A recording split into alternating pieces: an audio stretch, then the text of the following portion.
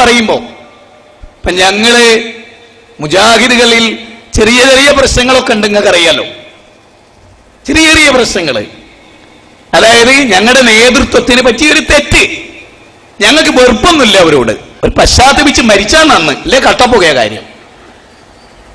KNM നേതാക്കന്മാര് പശ്ചാത്തപിച്ചിട്ടില്ലെങ്കിൽ കട്ടപ്പുകയാണ്.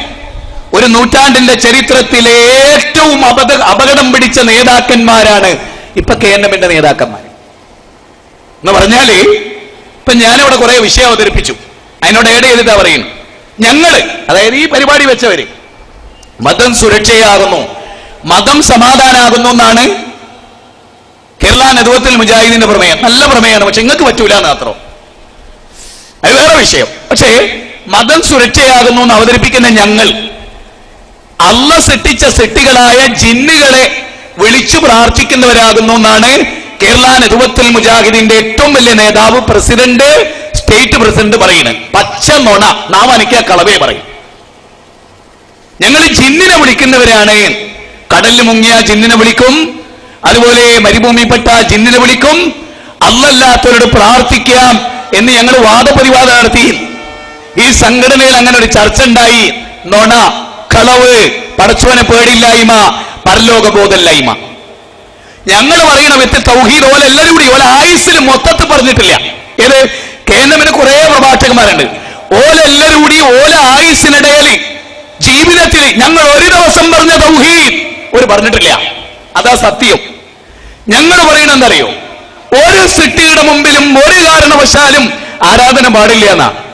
പിന്നെ ഒരു കാര്യങ്ങൾ മനസ്സിലാക്കണം, ജിന്നിനെ വിളിക്കാം എന്നതായിരുന്നു ഇസ്ലാമിന്റെ വിധിയെങ്കിൽ അത് പറയാൻ ഒരു KNM ഞങ്ങൾ മടിക്കൂല. ഒരു KNM പറയും ഞങ്ങൾ ജിന്നിനെ വിളിക്കാൻ കുഴപ്പമില്ല. പക്ഷെ എനിക്ക് ആ വിശ്വാസമില്ല, കാരണം ഇസ്ലാം അത് പഠിപ്പിച്ചിട്ടില്ല. ഇസ്ലാം പഠിപ്പിച്ചിട്ടില്ലാത്തതുകൊണ്ട് ഞങ്ങൾ ആരോടും പറഞ്ഞിട്ടുമില്ല.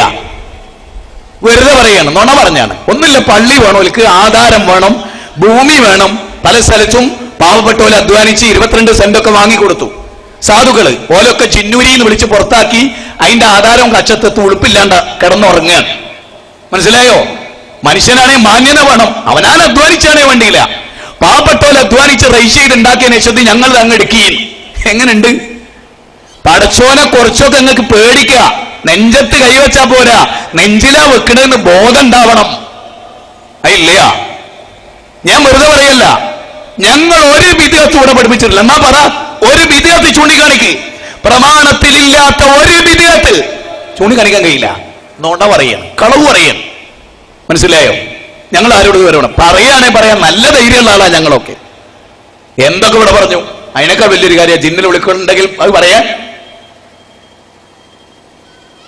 ഞാൻ പറഞ്ഞു, ഒരു രാഷ്ട്രീയ പ്രമുഖൻ ഒരു ദർഗയിൽ പോയി ശിർക്കിന്റെ പ്രവൃത്തി ചെയ്തു. അത് പറഞ്ഞതിന്റെ പേരിൽ എന്നെ പുറത്താക്കി.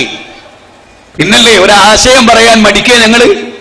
ജിന്നിനെ ജീവിതത്തിന്റെ ഏതെങ്കിലും ഒരു ഘട്ടത്തില് വിളിക്കാൻ വകുപ്പുണ്ടായിരുന്നെങ്കിലേ അത് പഠിപ്പിക്കുമായിരുന്നു. ഞങ്ങളിവിടെ താടി നീട്ടേണ്ടതിന് പ്രാധാന്യം പഠിപ്പിച്ചവരാ ഞങ്ങള്. ഈ ഉമ്മത്തിനെ കൊണ്ട് സംഗീതം നിർത്തിച്ചവരാ ഞങ്ങള്. ഈ ഉമ്മത്തിന്റെ തുണി നരയോണിയുടെ മേലെ കേട്ടുപിടിപ്പിച്ചവരാ ഞങ്ങള്.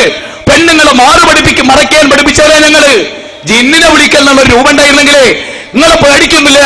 ഞങ്ങള് പഠിപ്പിച്ചേനെ, പക്ഷെ ഞങ്ങൾ പഠിപ്പിച്ചിട്ടില്ല. അത് മനസ്സിലാക്കുക.